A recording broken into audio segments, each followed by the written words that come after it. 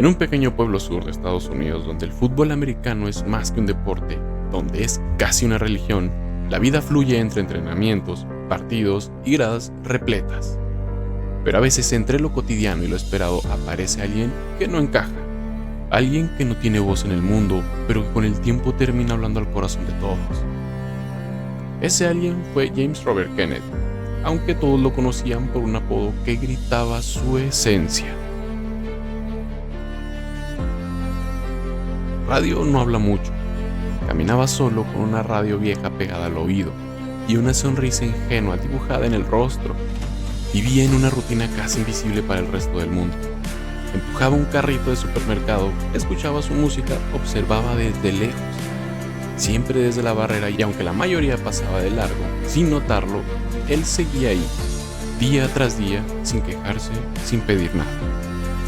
Lo que pocos sabían es que Radio tenía una discapacidad intelectual, que su mundo era distinto, más simple, quizás más sincero, pero también más expuesto y más vulnerable. Las personas con discapacidad intelectual suelen tener un coeficiente intelectual por debajo del promedio, generalmente menor a 70, y también presentan limitaciones en habilidades adaptativas como la comunicación, el autocuidado o la interacción social. Este tipo de discapacidad no define la valía de una persona ni su capacidad de amar, sentir o conectar con los demás. Radio, por ejemplo, demuestra una inteligencia emocional profunda, una bondad sincera y una capacidad de inspirar que sobrepasa cualquier diagnóstico clínico. En el mundo real, muchas personas con discapacidad intelectual como Temple Grandin o Chris Nicky nos muestran que con apoyo y aceptación pueden alcanzar logros extraordinarios. Así como Radio cambió la vida de quienes lo rodeaban, estas personas nos enseñan que el valor humano va mucho más allá de cualquier etiqueta. Pero continuando con nuestra historia, Radio sufría de burlas, empujones, abusos disfrazados de broma.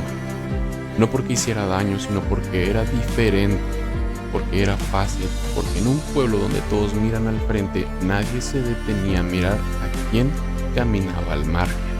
Pero toda historia necesita un punto de quiebre, y el de Radio llegó gracias a un hombre que no solo sabía de fútbol, sino que entendía de la vida. Harold Jones, entrenador del equipo de fútbol del Instituto de Hannah, un líder respetado, un hombre recto, centrado y comprometido con la disciplina y el rendimiento. Para muchos, el símbolo de autoridad y respeto. Jones vivía por y para el fútbol. Era su pasión, su vida.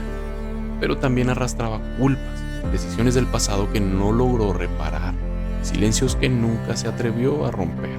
Tal vez por eso, el día que vio a unos jugadores encerrar a Radio en un cuarto como si fuera un animal, no pudo seguir mirando hacia otro lado y decidió actuar.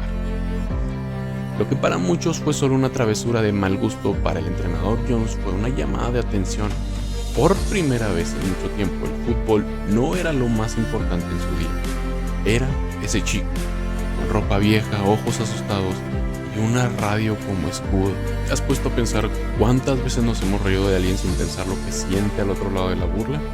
Tal vez no se defienda, pero eso no significa que no duela. A partir de ese momento algo cambió. Jones no solo rescató a Radio de aquel encierro humillante, también lo sacó de la invisibilidad, comenzó a invitarlo a los entrenamientos y a darle tareas sencillas, a tratarlo como un igual. Al principio muchos no lo entendían.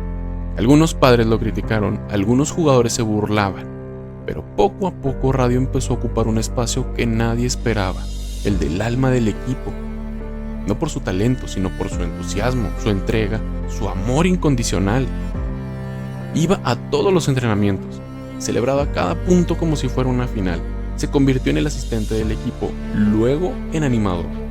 Repartía miles de sonrisas, compartía abrazos y sin buscarlo enseñaba a todos una lección que ningún trofeo podía ofrecer. Pero no todo fue alegría.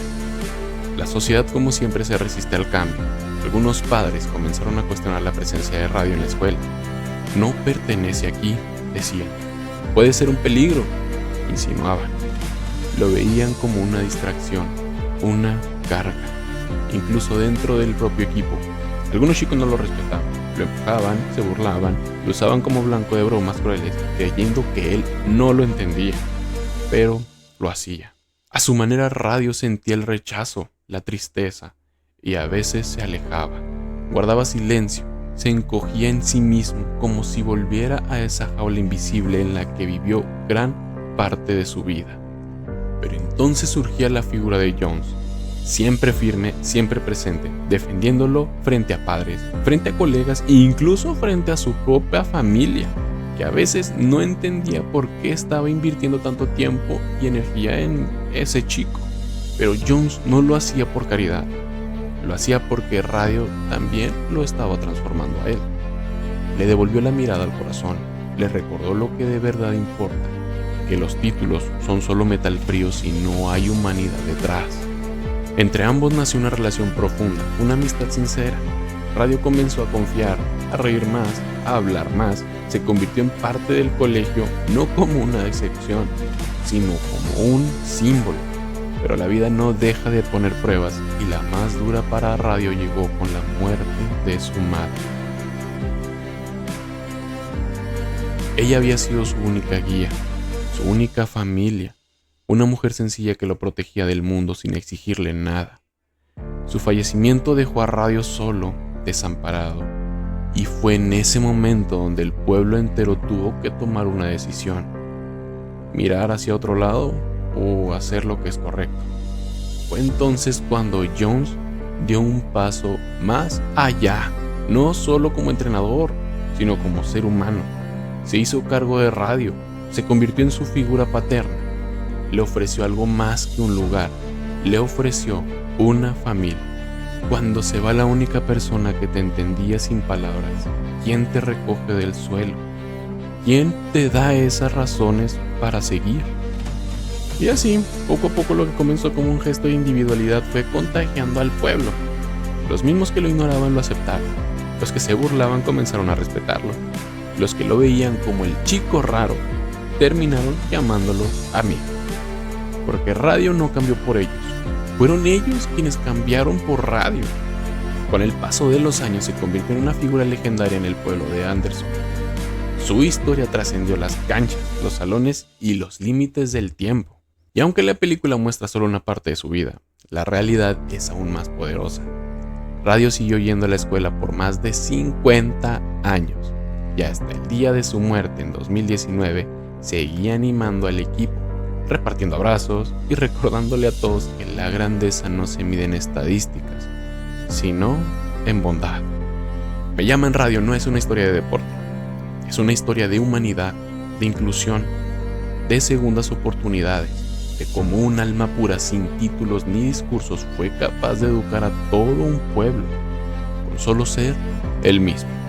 En tiempos donde la apariencia pesa más que la esencia, donde la competencia eclipsa la compasión, Radio nos recuerda lo esencial, la importancia de ver al otro, de detenerse, de escuchar, incluso a aquellos que la sociedad ignora, porque a veces quien menos tiene que decir es quien más tiene que enseñar.